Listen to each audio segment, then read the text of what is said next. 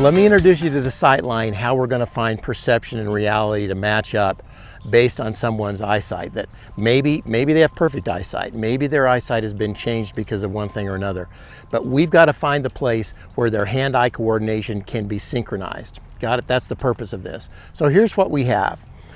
We have a mirror, we have a baseline that has a center line on it, and we have a mirror that slides into the sight line. This setup is level. I think in this case it's a little bit downhill, which doesn't matter, but it just side to side is going to throw off your sight a little bit. So here's what we're going to do, very simply. Whenever we look down and we can see that this black line is in the reflection of the mirror is sort of buried in the white line, we know that that's what straight looks like.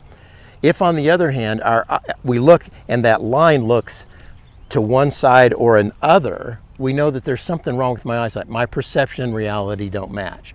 So here's how we do it.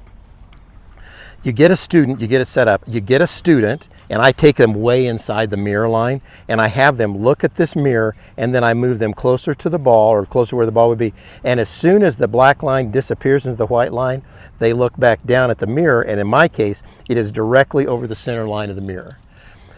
The reality of that is, that's where truth, straight line, and my perception, straight line, match, so that when I go out to putt, if my eyes are on the center line of the putter, of the mirror, and it's aimed in the center of the hole, it looks like it's aimed in the center of the hole.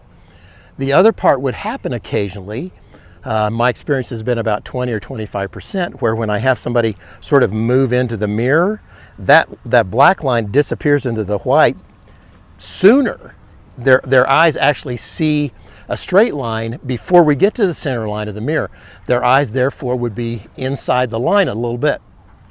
We see that on the tour a little bit, where their eyes are sort of on the inside edge of the ball, but the reality nonetheless remains as I move in and I find where the black line disappears into the white and my eyes happen to be, let's say on the inside line of the groove mirror, we've given a second line. That's where I need to go and practice, and when I do, my eyes need to be on that inside line. Here's what we've done. We have found the place where my hands and my eyes are now coordinated. Where I'm looking at the target, I am actually looking at the target. It looks like it's where I'm supposed to throw it. There's no confusion in my head. My eyes match up, my hands match up. The percentage of times that I can now throw the ball, or in this case, putt the ball at my target, go way up because my perception and reality match. This needs to be a part of every putting lesson, every putting experience that you have with students, because if this is wrong, most of the language that you and I have saying, hey, let's get it lined up right, they can't even see what we're talking about. So work the sight line in at the beginning of the lesson, check it periodically with that student every few months to make sure if they have LASIK or something like that, it's going to change their perception a lot.